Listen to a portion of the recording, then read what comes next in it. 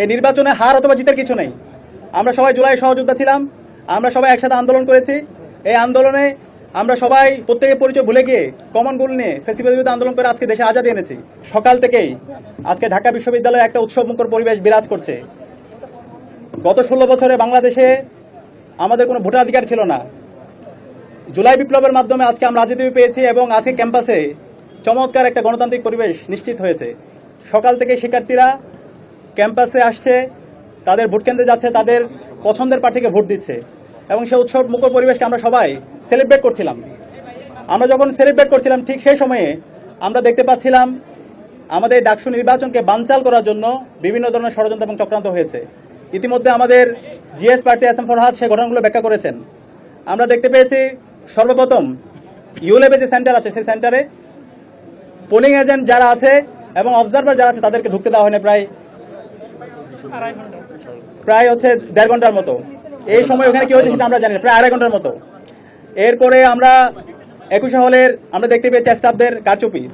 একই সাথে আবার টিএসসির যে সেন্টার সেখানেও আমরা কারচুপি দেখতে পেয়েছি। আমাদের অবস্থান পরিষ্কার, যারা নির্বাচন বানচাল করতে চায় তাদের বিরুদ্ধে বিশ্ববিদ্যালয় প্রশাসনকে ব্যবস্থা নিতে হবে, তাদেরকে অ্যারেস্ট করতে হবে, তাদেরকে থানায় দিতে হবে এবং তাদেরকে যারা নির্দেশ দিয়েছে তাদেরকে খুঁজে বের করতে হবে। আমরা বিশ্ববিদ্যালয় প্রশাসনকে লিখিত অভিযোগ দিয়েছি। বিশ্ববিদ্যালয় প্রশাসন আমরা অনুরোধ করব দ্রুত সময়ের মধ্যে এই নির্বাচন বানচালের সাথে যারা জড়িত আছে তাদের সবার বিরুদ্ধে যেন দৃষ্টান্তমূলক বিচার আওতায় নিয়ে আসা হয়। প্রিয় সাংবাদিকবৃন্দ, আপনাদের মাধ্যমে আমরা ঢাকা বিশ্ববিদ্যালয়ের সকল শিক্ষার্থীদেরকে আহ্বান করব, এই ডাকসু নির্বাচন এটা শহীদদের আকাঙ্ক্ষা, এটা জুলাইয়ের আকাঙ্ক্ষা। এই ডাকসু নির্বাচন সফল করা সেটা আমাদের সবার একান্ত দায়িত্ব। নির্বাচন বানচাল করার জন্য যারা চেষ্টা করছে তাদের বিরুদ্ধে আমাদের ঐক্যবদ্ধভাবে রুখে দিতে হবে। আমরা দেখতে পাচ্ছি আমাদের যাদেরকে আমরা বন্ধুপতি মনে করি, আমরা যারা জুলাই সহযোদ্ধা ছিলাম, তারা আজকে এই নির্বাচনকে বানচাল করার জন্য একটা পক্ষ বিভিন্নভাবে ষড়যন্ত্র এবং চক্রান্ত করছে। সে জায়গায় আমাদেরকে দায়িত্বশীল আচরণ করতে হবে।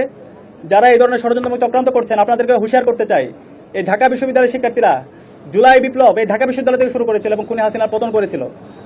যারা আবার এই ঢাকা বিশ্ববিদ্যালয়ে অস্থিতিশীল করার চেষ্টা করবে, যারা ঢাকা বিশ্ববিদ্যালয়ে ডাকসু নির্বাচনকে বানচাল করার চেষ্টা করবে, তাদের পরিণতি খুনি হাসিনা এবং ছাত্রলীগের চাইতে খারাপ পরিণতি হবে।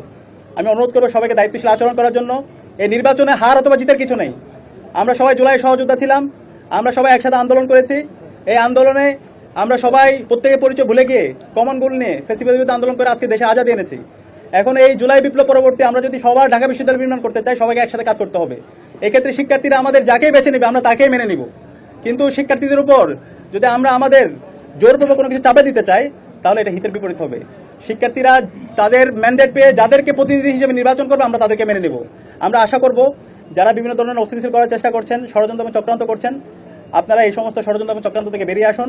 শিক্ষার্থীদের যে ম্যান্ডেট সেই ম্যান্ডেটকে আপনারা মেনে নিন এবং নির্বাচন কমিশনকে অনুরোধ করব এখন পর্যন্ত যে অভিযোগগুলো আমরা দিয়েছি সেই অভিযোগগুলো আপনারা ব্যবস্থা